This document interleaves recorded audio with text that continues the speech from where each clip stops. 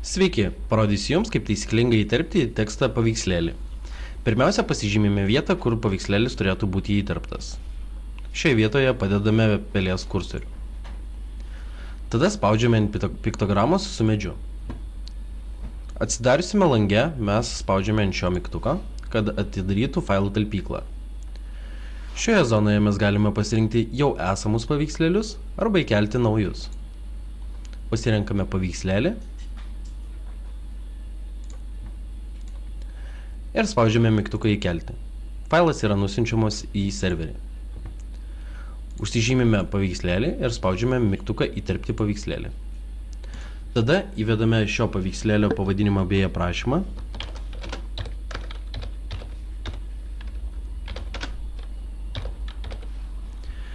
Bei redaguojame jo išvaizdą. Tai yra lygiavimą,